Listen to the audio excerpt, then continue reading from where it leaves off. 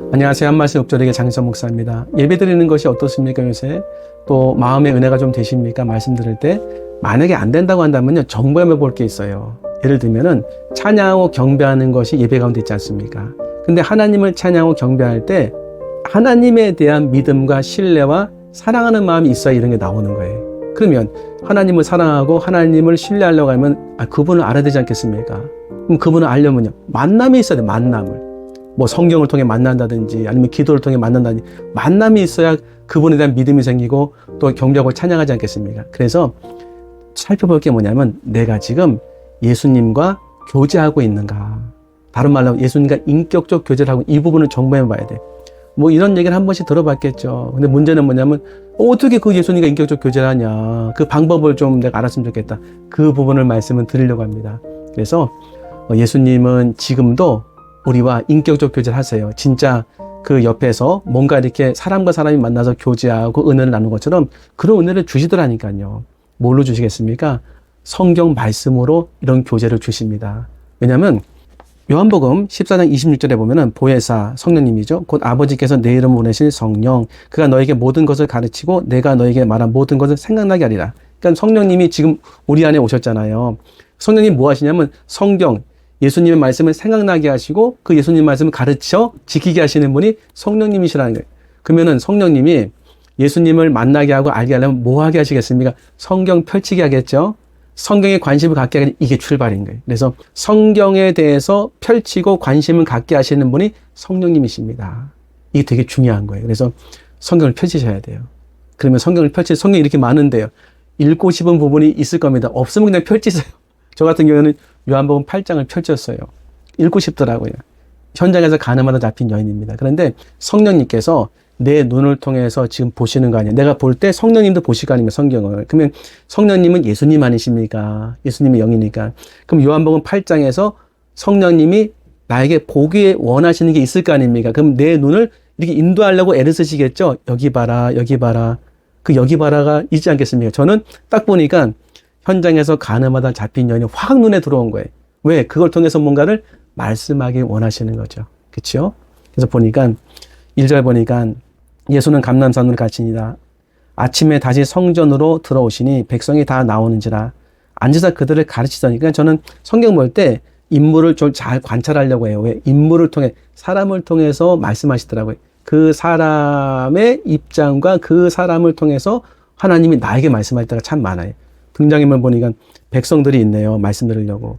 또 서기관들과 바리새인들이 음행 중에 잡힌 여자를 끌고 와서, 서기관과 바리새인 등장해. 근데 오늘은 이분들 보는 게 아니라 음행 중에 잡힌 여자를 보는 거예요.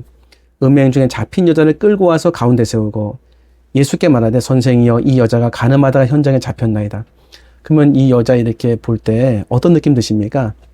그러니까는 관찰한 다음에 성령님께서는 해석해 주세요. 이 해석은 생각나고 깨달아지는 거예요. 예수님 요한복음 14장 좀 전에 읽었던 말씀 그대로 아닙니까? 가르치게 하시는 거죠. 그 가르치는 것이 우리 편에서는 깨달아지는 거예요. 알아지는 거죠.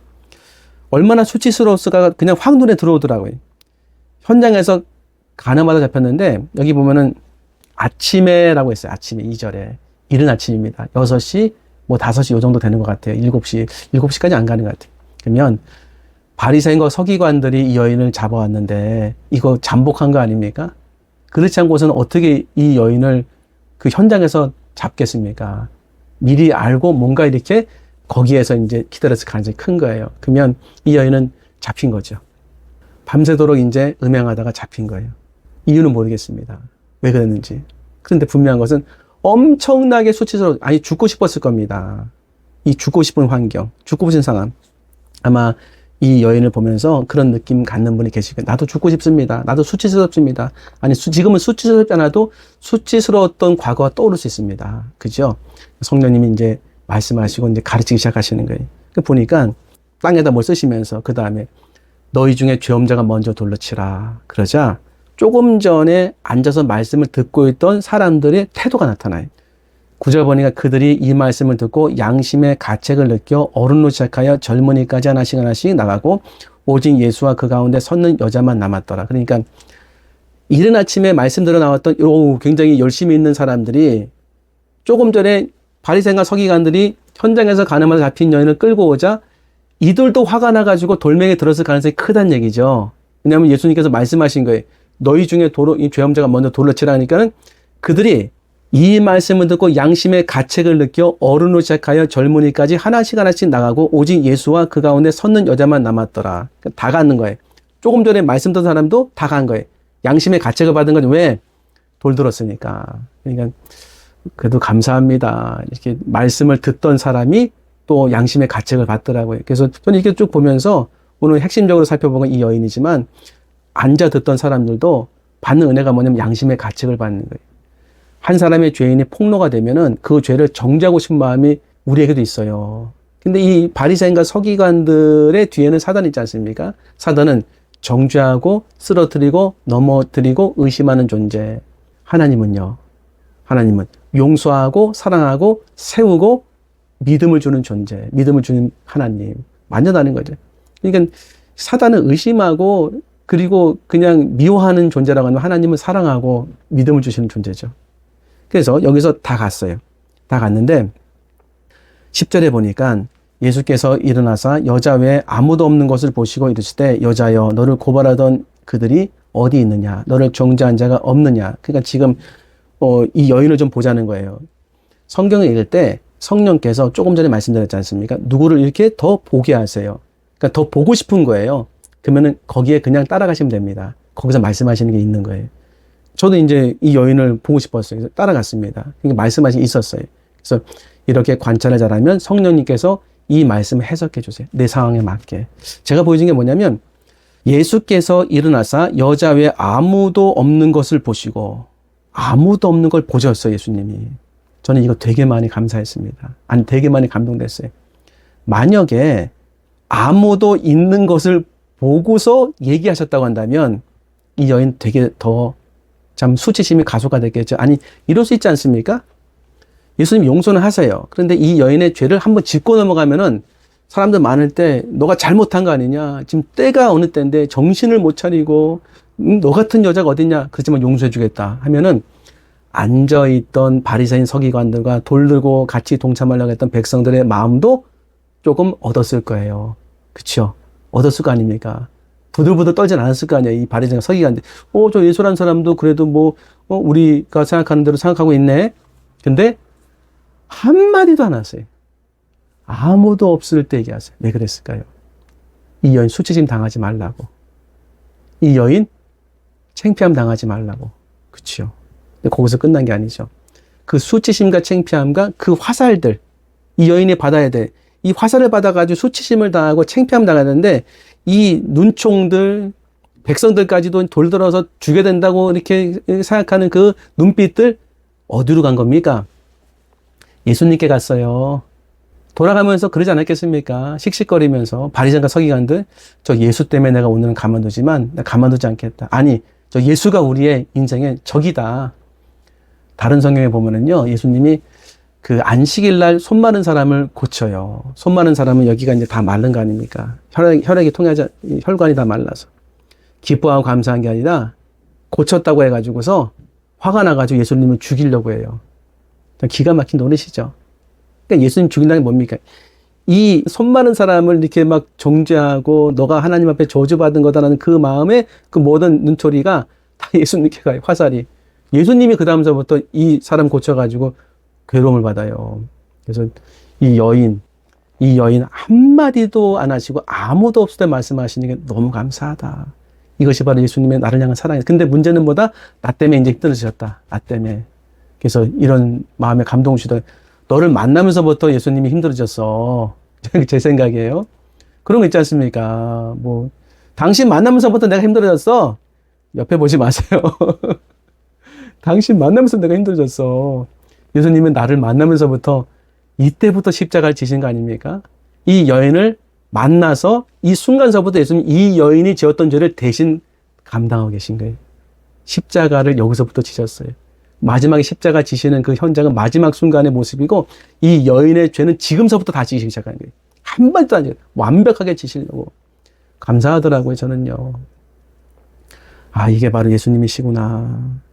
11절 보니까 대답하되 주여 없나이다. 예수께서 이르되 나도 너를 정죄하지 아니하노니 가서 다시는 죄를 범하지 말라. 이 여인의 죄를 예수님이 다 받으세요. 눈초리를. 그리고 본인이 하나님 앞에 다 갚으시는 거예요. 감사하지요.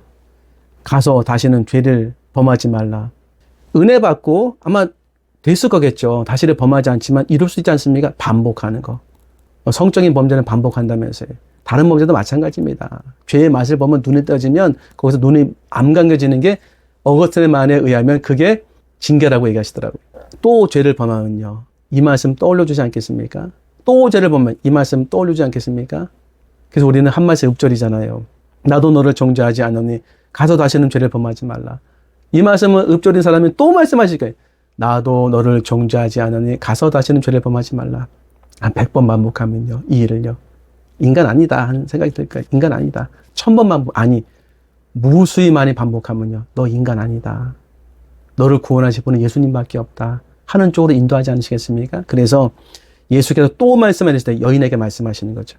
나는 세상의 빛이니 나를 따르는 자는 어둠에 다니지 않냐고 생명의 빛을 얻으리라. 완성의 말씀 아니겠습니까? 처음에는 그냥 들렸을 거예요. 근데 한 100번, 1000번 반복하면 정말 제 안에 어둠이 있습니다. 주님을 따라가지 않고서는 이 어둠을 벗어날 길이 없습니다. 하면서 주님을 따라가다가 생명의 빛을 5%, 10%, 15% 만나서 50% 넘을 때 인생이 바뀌지 않겠습니까? 저는 그런 마음의 감동이 생기더라고요. 그래서 궁극적으로 이 여인을 구원하고 마시지 않겠습니까? 영혼도 구원하고 마음도 구원하고 육체도 구원하는 은혜를 주시지 않겠습니까? 교회가 이런 교회가 되기를 원하시는 것 같더라고요. 사람들이 죄가 폭로될 때 정죄하고 싶은 바리새인과 서기관들의 마음이 우려겠습니다. 그때 들어야 될 말, 백성이 돼서 너희 중에 죄 없는 자가 먼저 돌려치라. 그렇죠? 양심의 가책을 받아 내려놔야 돼. 그리고 이렇게 죄가 폭로가 된다고 하면 그 다음에 예수님이 이 여인에게 하신 말씀, 사람들 어디 있느냐? 너를 고발하는 자가 어디 있느냐? 너를 정죄하는 자가 어디 있냐? 없습니다. 교회는 정죄하는 곳이 아니더라고요. 그렇죠? 예수님이 나를 정죄하지 않으셨지 않습니까? 나도 너를 정죄하지 않으니 가서 다신 죄를 범하지 말라. 아무도 없을 때 예수님 이 여인이 말씀하셨어요. 아무도 없을 때 창피하지 않도록, 수치심 당하지 않도록 감싸줘야 되는 거죠. 그리고 정죄하지 않고 이 여인이, 이 사람이, 이 남성이 주님께로 잘 갈 수 있도록 내가 이 여인을, 이 남성을 포용하면서부터 눈초리를 받더라도 그 눈초리가 나에게 마음의 기쁨으로 다가오는, 예수님께 살리셨기 때문에 그게 교회의 모습이 아닌가. 그래서 저는 뭐 이런 단어를 떠올려 주셨어요. 이제 다음 주가 창립기념주일인데 저에게는 마음이 이상하고 포로되고 갇힌 자들을 위한 교회라고 이제 세워주셔서 이제 그렇게 했거든요. 그래서 그 다음 단계가 뭐냐면 죄인들 교회더라고요. 이런 죄인들이 올 수 있는 교회, 이런 죄인들이 자신의 죄를 말할 수 있는 교회, 이런 죄인들이 예수님의 사랑을 받는 교회, 이런 죄인들이 예수님의 사랑을 받아서 또 다른 죄인을 인도하는 교회, 그런 교회 되라고 말씀하시는 것 같습니다. 여기까지 들으셨다고 한다면은 분명히 하나님 한 가지 이상 은혜를 주시는 분이라고 말씀을 드리고 싶습니다. 그리고 정죄하지 않으신답니다. 주님을 따르라고 말씀하십니다. 생명의 빛을 얻는다고 말씀하십니다. 읍조리기 열심히 하시면요, 이런 은혜 받을 것 같습니다. 아니, 받습니다. 긴 영상 시청해주셔서 감사합니다. 다음번에 더 좋은 영상으로 인사 올리겠습니다. 구독도 부탁드리겠습니다. 감사합니다.